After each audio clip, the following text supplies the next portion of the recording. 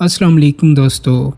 پستول تو اس نے نکال لیا تھا، مگر میرے ساتھ کھڑے اہلکار نے کلہاڑے سے اس کی گاڑی کا شیشہ توڑ ڈالا، پھر ہم نے اسے قابو کر لیا۔ کرنل ریٹائرڈ سعید نے اس اہم گرفتاری کا نقشہ کھینچتی ہوئے بڑی پاٹدار آواز میں مجھے بتایا۔ پاکستانی فوج کے اسپیشل سروس گروپ سے تعلق رکھنے والے سابق افسر کرنل سعید، جو سندھ اور بلوچستان پولیس میں DIG کے عہدوں پر فائز رہ چکے ہیں، اب خاصی عمر رسیدہ ہیں، مگر اس عمر میں بھی کمال کی یادداشت اور بلا کا حافظہ رکھتے ہیں۔ جس گرفتاری کا واقعہ کرنل سعید مجھے سنا رہے تھے، اس نے کراچی میں خوف و ہراس اور دہشت گردی کی اولین وارداتوں کے بھیانک سلسلے ہتھوڑا گروپ کا خاتمہ کر دیا تھا۔ سن 1985 سے 86 میں جنم لینے والی خوف و دہشت کی یہ کہانی 1 سے 2 سال کی مدت میں درجنوں ہلاکتوں کی ایک ایسی داستان ہے جسے یاد کر کے اہل کراچی آج بھی کانپ جاتے ہیں۔ اور کرنل سعید مجھے جو بتا رہے تھے وہ کسی معمولی گرفتاری کا تذکرہ ہرگز نہیں تھا، وہ ہتھوڑا گروپ کے مرکزی اور بین الاقوامی کردار کی گرفتاری کی تفصیل تھی۔ مگر پاکستان کو درپیش بین الاقوامی دہشت گردی کے اس بظاہر پہلے سلسلے سے متعلق کرنل سعید کے انکشافات کی تفصیل سے قبل یہ جاننا ضروری ہے کہ آخر یہ ہتھوڑا گروپ تھا کیا، اور مقامی سمجھی جانے والی اس دہشت گردی کا عالمی صورتحال سے آخر کیا تعلق تھا۔ اس دور میں پاکستانی اخبارات اور رسال و جرائد میں شائع ہونے والی رپورٹ سے اندازہ ہوتا ہے کہ اس وقت ملک اور خطے کی سیاست میں شدید تلاطم کے باوجود بھی کراچی میں امن و امان کی عمومی صورتحال نسبتاً مستحکم تھی۔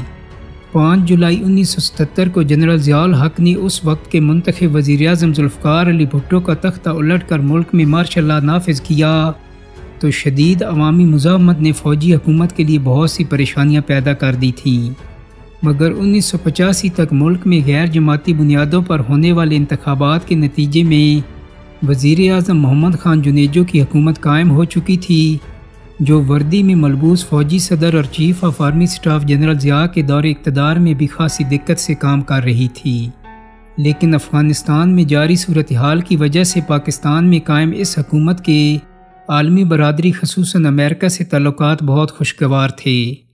پڑوسی ملک افغانستان میں بھی شدید سیاسی عدم استحکام درپیش تھا، جہاں 24 دسمبر 1979 کو روسی فوج نے مسلح مداخلت کی تھی، جو قریباً 10 برس یعنی 15 فروری 1989 تک جاری رہی۔ امریکہ نے افغانستان پر روسی فوج کشی کی شدید مخالفت کی اور وہاں موجود مزاحمتی گروہوں کو مالی اور جنگی امداد فراہم کرنے کی ٹھانی۔ پاکستان ان امریکی عزائم کا مرکزی سٹیج بنا، جس نے ان افغان مزاحمتی گروہوں کو جنگی ساز و سامان اور فوجی تربیت کے ساتھ افرادی قوت فراہم کرنے میں بھی اہم ترین کردار ادا کیا۔ پاکستان کا یہ فیصلہ جہاں امریکی خوشنودی کے اصول کا ذریعہ بنا، وہاں روسی حکام نے اسے مخالفت اور جانبداری سے تعبیر کیا۔ افغانستان میں روسی فوجی مداخلت کا پاکستان پر ایک اثر یہ بھی پڑا کہ قریباً 30 لاکھ افغان پناہ گزین سرحدی قبائلی علاقوں کے ذریعے پاکستان میں داخل ہو گئے، مگر پناہ گزینوں کی خصوصی خیمہ بستیوں تک محدود رہنے کے بجائے ان افغان پناہ گزینوں کی بڑی تعداد روزگار کی تلاش میں معاشی مرکز کراچی بھی جا پہنچی۔ اس وقت خطے کی دیگر ممالک بھی سیاسی پہنچال کا شکار تھے۔ 11 فروری 1979 کو پاکستان کے پڑوسی ملک ایران میں آیت اللہ خمینی کی قیادت میں شاہ ایران کا تختہ الٹا جا چکا تھا اور ایران ایک انقلاب کے مرحلے سے گزر رہا تھا۔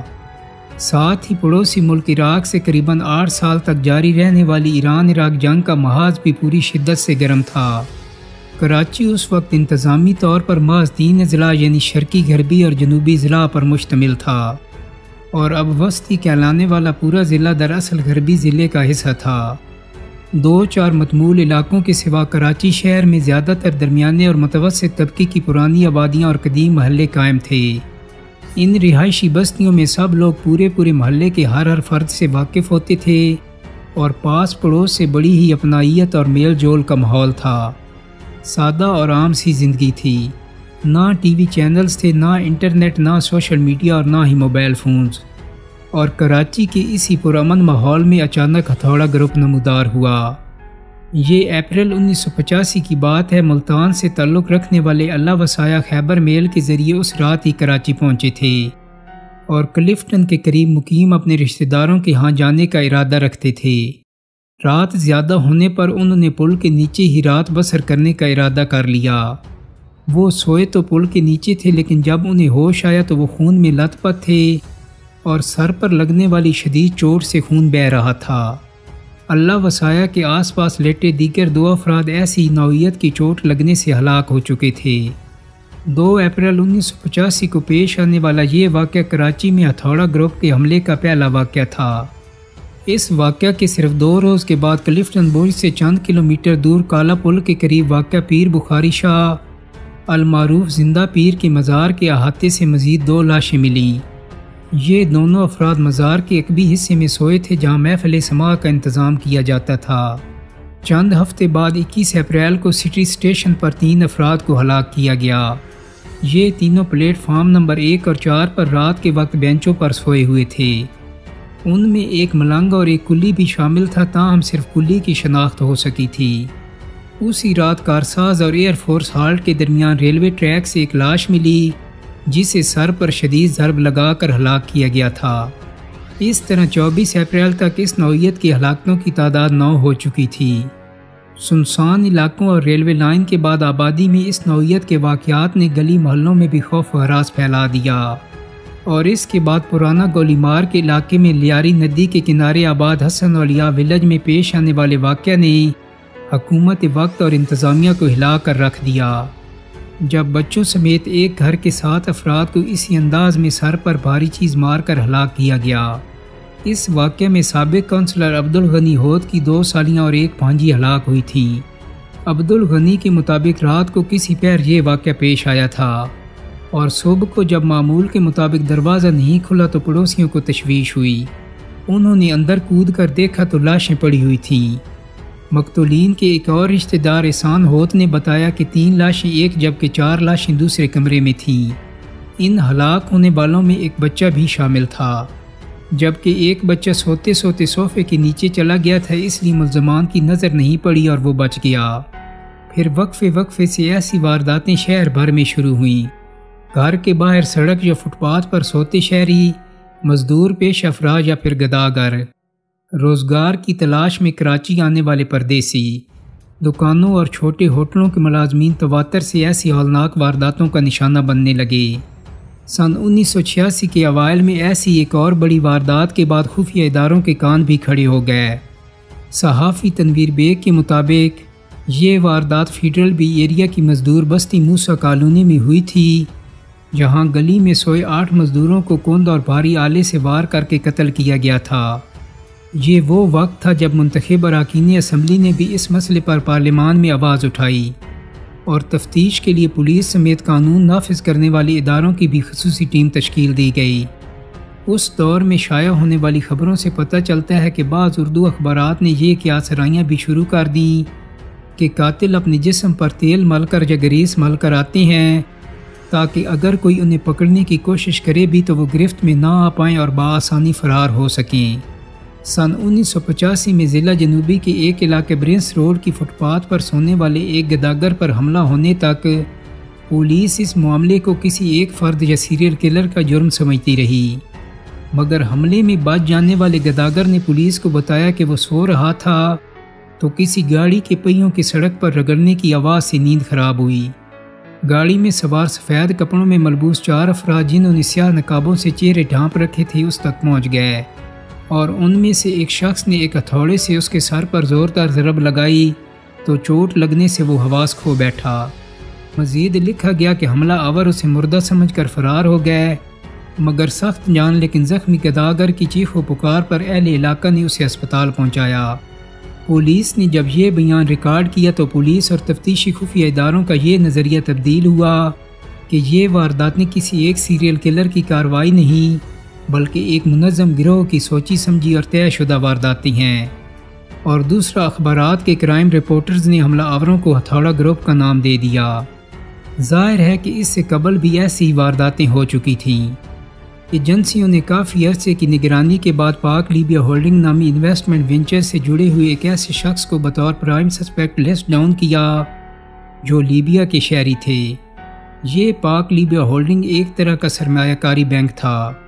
اس زمانے میں جیسے شیخ زاید انتظامیہ نے شیخ زاید فاؤنڈیشن بنائی تھی، یا پاک سعودی انویسٹمنٹ بنی تھی تو پاک لیبیا ہولڈنگ بھی تجارتی بنیادوں پر قائم ہونے والا ادارہ تھا، مگر خفیہ اداروں کی نظروں میں آنے کے بعد بھی اس مشتبہ ملزم پر فوراً ہاتھ نہیں ڈالا گیا، بلکہ طویل عرصے تک نگرانی رکھنے اور ان کے خلاف بہت کچھ جمع کر لینے کے بعد انہیں گرفتار کیا گیا۔ جس افسر نے ملزم کی گرفتاری کی اس کا نام تھا کرنل سعید۔ کرنل سعید بتاتے ہیں کہ خفیہ معلومات کے مطابق لیبین ہولڈنگ کا انچارج عمار نامی ملزم تھا اور ہتھوڑا گروپ کا کرتا دھرتا بھی وہی تھا۔ اس سوال پر کہ لیبیا تو پاکستان کا دوست ملک ہے، اس کو پاکستان میں دہشت گردی سے کیا فائدہ ہو سکتا تھا، کرنل سعید نے کہا کہ تب ہمارے تعلقات امریکہ سے بہت اچھے تھے اور یہ ان کو اچھا نہیں لگتا تھا۔ سلیپر سیل کے طور پر متعلقہ فرد کو یہاں پہنچایا گیا، پھر انہوں نے اس نیٹ ورک کو منظم کیا، پھر دوران تفتیش انہوں نے اعتراف جرم بھی کر لیا اور یہ بھی بتایا کہ پاکستان میں بھی آئی بی کا ایک افسر ان کا سہولت کار تھا، کیونکہ وہی انہیں ہوائی اڈے سے آنے جانے میں مدد فراہم کرتا تھا۔ جب تفتیش میں اس افسر کا بھی نام آیا تو متعلقہ افسران نے اس سے باز پرس کی تو وہ کاغذ جس پر عمار نے اعترافی بیان دیا تھا، اس انسپیکٹر نے اس بیان کو افسران کے سامنے ہی منہ میں ڈالا اور کھا گیا، مگر پاکستانی افسر کا تو کیا ہونا تھا۔ کہانی کھلنے پر لیبیائی باشندوں کے خلاف کوئی کارروائی ہوئی، نہ ان کے خلاف کوئی مقدمہ چلایا گیا، بلکہ ان کو ناپسندیدہ فرد قرار دے کر واپس لیبیا بھیج دیا گیا۔ کرنل سعید نے دعویٰ کیا کہ ان افراد کی گرفتاری اور ملک بدری کے بعد ملک میں ہتھوڑا گروپ کی کوئی واردات نہیں ہوئی۔ دوستو، امید کرتا ہوں کہ میری آج کی ویڈیو آپ کو پسند آئی ہوگی۔ اگر ویڈیو اچھی لگی ہے تو اس کو لائک اور شیئر کر دیں۔ میرے چینل کو سبسکرائب کرنے کے ساتھ ساتھ بیل آئیکن کو بھی کلک کر دیں تاکہ آپ کو میری آنے والی مزید ویڈیوز کے نوٹیفیکیشن ملتے رہیں۔ بہت جلد ہی ایک نئی ویڈیو کے ساتھ ملاقات ہوگی۔ اپنا بہت سارا خیال رکھیے گا۔ اللہ حافظ۔